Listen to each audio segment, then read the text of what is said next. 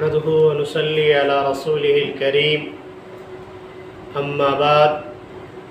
فأعوذ بالله من الشيطان الرجيم بسم الله الرحمن الرحيم قل إن كنتم تحبون الله فاتبعوني يحببكم الله صدق اللہ العظیم۔ میرے محترم دوستوں اور بھائیوں، آپ حضرات کے سامنے رسول اللہ صلی اللہ علیہ وسلم کی طریقہ اور سنت کے حوالے سے کچھ معروضات عرض کرنا ہے۔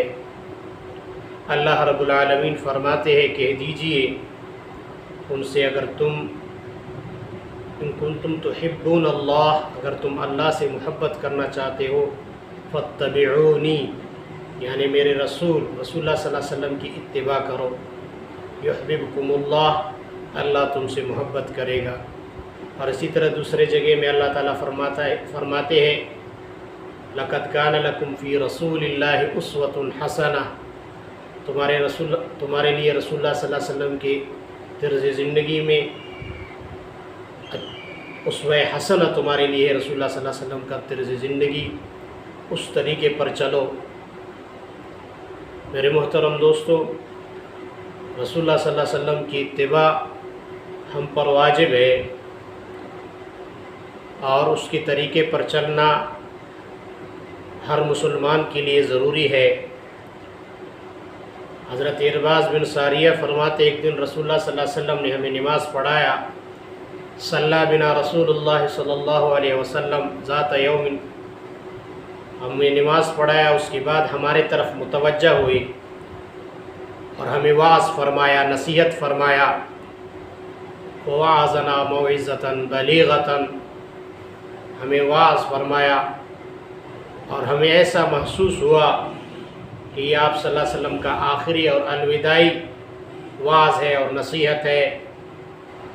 تو ایک شخص نے رسول اللہ صلی اللہ علیہ وسلم سے فرمایا، اوصینا یا رسول اللہ، آپ ہمیں نصیحت فرمائے، وصیت فرمائے۔ آپ صلی اللہ علیہ وسلم نے فرمایا، اوصیکم بالتقوی اللہ والسمع والطاعہ لو کان عبدا حبشیا فعلیکم بسنتی ومن یعش منکم بعدی فسیری اختلافا کثیرا فعلیکم بسنتی وسنت الخلفاء الراشدین المہدیین تمسکوا بها وعضوا علیہا بالنواجذ وإياكم محدثات الأمور كل محدثة بدعة وكل بدعة ضلالة۔ رسول اللہ صلی اللہ علیہ وسلم نے ہمیں وصیت فرمایا کہ اللہ سے ڈرنا، اس کے بعد امیروں کی اطاعت کرنا، ان کی بات سننا، اگرچہ تم پر کوئی حبشی امیر ہو، حبشی غلام۔ مطلب یہ ہے کہ امیر کی اطاعت کرنا، اور اس چیز کو نہیں دیکھنا کہ وہ کون سے قبیلے سے ہے، بس صرف اس کے تقوی اور پرہیزگاری کو دیکھنا ہے، باقی یہ نہ دیکھنا کہ وہ حبشی ہے، جو بھی ہے تمہیں اس کی اطاعت کرنا ہے۔ اور میرے بعد تم میں سے کوئی بھی زندہ رہا، بہت سارے اختلافات ہوں گے، تو تم پر لازم ہے، فعلیکم بسنتی، میرے طریقہ اور میری سنت، سنت الخلفاء الراشدین المہدیین، اور خلفاء راشدین کی طریقہ، اس پر بھی آپ لوگوں کو چلنا ہے۔ تمسکوا بہا، اس کو مضبوطی سے پکڑنا، وعضوا علیہا بالنواجذ یعنی دانت کے ذریعے سے تم کسی چیز کو ایسے پکڑتے ہو، اس طرح یہ مضبوطی کی مثال، مضبوطی سے اس کو پکڑنا۔ اور پھر فرمایا بدعات سے بچنا، اور ہر بدعت دین کے اندر نئی چیز بدعت ہے، اور ہر بدعت گمراہی ہے۔ مطلب یہ ہے کہ رسول اللہ صلی اللہ علیہ وسلم نے فرمایا میری سنت کو اختیار کرنا، میرے طریقے کو اختیار کرنا، اور اس کے ساتھ فرمایا علیکم بسنتی و سنت الخلفاء الراشدین۔ خلفاء راشدین کا ذکر اس لیے کیا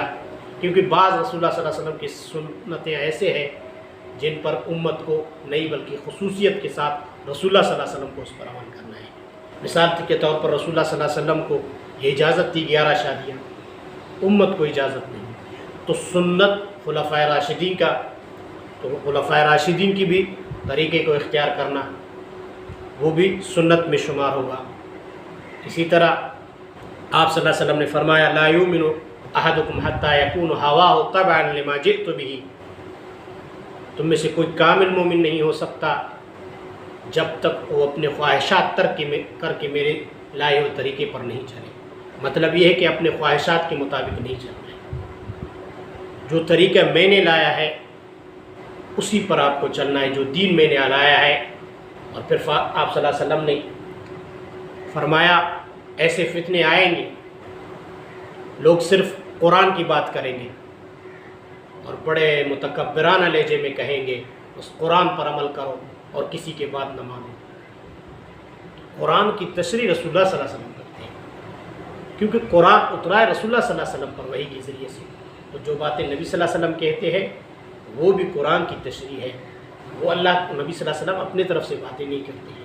تو یہ فتنے بھی آئیں گے تو رسول اللہ صلی اللہ علیہ وسلم کی سنت کو بھی ہمیں نہیں چھوڑنا ہے۔ اور پھر ایک روایت میں آتا ہے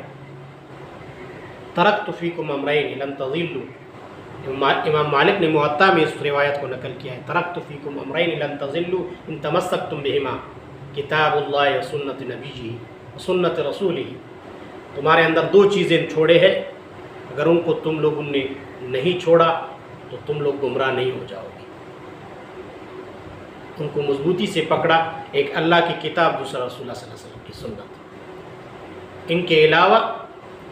پھر تم گمراہ ہو جاؤ گے۔ یا ایھا الناس انی تارک فیکم ان اعتصمتم بہما لن تضلوا ابدا، اے لوگو، بہقی کی روایت، اے لوگو میں نے تمہارے اندر دو چیزیں چھوڑی ہیں، اگر تم لوگوں نے ان کو مضبوطی سے پکڑا کبھی بھی گمراہ نہیں ہو جاؤ گے، کتاب اللہ و سنت رسول، اللہ کا قرآن اور رسول اللہ صلی اللہ علیہ وسلم کا سنت، اور رسول اللہ صلی اللہ علیہ وسلم کا طرز زندگی۔ اگر ہم اس سے اعراض کریں گے تو پھر ہم گمراہیوں میں جائیں گے۔ رسول اللہ صلی اللہ علیہ وسلم کے بارے میں اللہ تعالیٰ نے فرمایا وَالَّذِي بَعَثَ فِي الْأُمِّيِّينَ رَسُولًا مِّنْهُمْ يَتْلُو عَلَيْهِمْ آيَاتِهِ وَيُزَكِّيهِمْ وَيُعَلِّمُهُمُ الْكِتَابَ وَالْحِكْمَةَ وَإِن كَانُوا مِن قَبْلُ لَفِي ضَلَالٍ مُّبِينٍ۔ اس سے پہلے لوگ گمراہیوں میں تھے، تو معلوم ہو گیا جو رسول اللہ صلی اللہ علیہ وسلم کا طریقہ ہے اس پر ہم چلیں گے، وہ سیدھا راستہ ہے، اس کے علاوہ گمراہی ہی ہے گمراہ۔ اور پھر فرمایا، حضرت انس کی روایت ہے، 3 لوگ آئے صحابہ کرام میں سے ازواج مطہرات کے پاس رسول اللہ صلی اللہ علیہ وسلم کے اعمال معلوم کرنے کے لیے کہ آپ صلی اللہ علیہ وسلم کے اعمال کیا ہے۔ جب انہیں پتہ چلا تو رسول اللہ صلی اللہ علیہ وسلم کے یہ اعمال ہے تو انہوں نے سوچا کہ واقعی اللہ کا رسول، وہ تو اس کا اللہ نے مغفرت کیا ہے، ہم اس سے زیادہ عمل کریں گے۔ ایک نے کہا میں ہمیشہ رات بھر نماز پڑھوں گا، دوسرے نے کہا میں دن بھر روزہ رکھوں گا، تیسرے نے کہا میں عورتوں سے ترک تعلق کروں گا، کبھی شادی نہیں کروں گا۔ جب آپ صلی اللہ علیہ وسلم کو یہ بات معلوم ہو گئی تو آپ صلی اللہ علیہ وسلم نے ان کو بلایا، فرمایا ایسے نہیں کرو، میں بھی اللہ کا نبی ہوں اور مجھ پر بھی وہی آتا ہے اور مجھے بھی زیادہ عبادت کرنا ہے، لیکن میں اللہ کا رسول ہوں، میں نماز بھی پڑھتا ہوں اور سوتا بھی ہوں، میں روزہ بھی رکھتا ہوں اور افطار بھی کرتا ہوں، یعنی نہیں رکھتا بھی، اور اسی طرح میں عورتوں سے شادیاں بھی کرتا ہوں۔ لہٰذا میرے طریقے پر چلتے ہو تو یہ طریقہ تمہیں ترک کرنا ہوگا، اپنے طریقے پر عبادت کرنا نہیں ہوگا۔ یہاں دیکھنا، وہ ساری دن عبادت، ساری رات نماز پڑھنے کا، پھر دن کو روزہ رکھنے کا اور ترک تعلق، ایک قسم کا انہوں نے عبادت اختیار کیا تھا، لیکن وہ طریقہ نبوی پر نہیں تھا، وہ سنت نبوی پر نہیں تھا، تو آپ صلی اللہ علیہ وسلم نے فرمایا تمہیں ایسا نہیں۔ اسی طرح حضرت عمر رضی اللہ تعالیٰ عنہ نے ایک دفعہ نسخہ تورات کو لایا، اس کو ایسے پڑھا رسول اللہ صلی اللہ علیہ وسلم کے سامنے، رسول اللہ صلی اللہ علیہ وسلم خاموش ہو گئے، کچھ نہیں کہا۔ حضرت ابوبکر صدیق رضی اللہ تعالیٰ عنہ نے دیکھا کہ آپ صلی اللہ علیہ وسلم کے چہرے متغیر ہوئے، اور حضرت عمر کو حضرت ابوبکر صدیق ڈانٹنے لگے اور الفاظ کہے جن کا ترجمہ ہے تجھ پر رونے والے روئے۔ حضرت عمر نے جیسے ہی دیکھا کہ رسول اللہ صلی اللہ علیہ وسلم کا چہرہ غصے سے متغیر ہوا ہے، فوراً کہا یا اللہ، ہم اللہ کا پناہ مانگتے ہیں، ہم اللہ کے رسول کے لائے ہوئے دین پر راضی ہیں، اللہ سے بھی راضی ہے، رضینا باللہ ربا وبالاسلام دینا وبمحمد النبی، اللہ نے جو اسلام ہمیں دیا ہے اس پر ہم راضی ہیں، اور ہم نبی صلی اللہ علیہ وسلم کو نبی بنا کر اسلام دیا ہے، اور اللہ کو ہم اپنا رب مانتے ہیں، اور اسلام کو اپنا دین مانتے ہیں اور رسول اللہ صلی اللہ علیہ وسلم کو اپنا نبی۔ پھر آپ صلی اللہ علیہ وسلم نے فرمایا اگر موسیٰ علیہ السلام بھی آئے تم اس کے اتباع کرو گے تو بھی تم گمراہی سے نہیں بچ سکو گے، اور موسیٰ علیہ السلام زندہ ہو جائے، فرمایا لو کان حی موسیٰ ادرک نبوتی لط، اگر موسیٰ زندہ ہو جائے اور میری نبوت کو دیکھے تو وہ میرے اتباع کرے گا۔ مطلب یہ ہے کہ اس دور میں آپ صلی اللہ علیہ وسلم کے طریقے کے علاوہ کسی طریقے پر چلنا بھی گمراہی ہے۔ تو ہم مسلمانوں کو چاہیے جو دین رسول اللہ صلی اللہ علیہ وسلم نے ہمارے لیے لایا ہے ہم رسول اللہ صلی اللہ علیہ وسلم کی سنتوں کے مطابق چلیں۔ ایسا نہ ہو کہ ہم اپنے طرف سے کوئی چیز کریں اور ہم اس پر چلیں تو یہ گمراہی ہے۔ کہنے کا مقصد یہ ہے کہ رسول اللہ صلی اللہ علیہ وسلم کے طریقے پر ہی چلیں گے تو یہ ہدایت کا راستہ ہے۔ اگر ہم اس کے علاوہ کسی چیز کو اختیار کریں گے اور اس کو دین سمجھیں گے یہ گمراہی ہے۔ اللہ تعالی ہمیں رسول اللہ صلی اللہ علیہ وسلم کے طریقے پر چلنے کی توفیق عطا فرمائے اور ہدایت کا راستہ عطا فرمائے۔ وآخر دعوانا الحمدللہ رب العالمین۔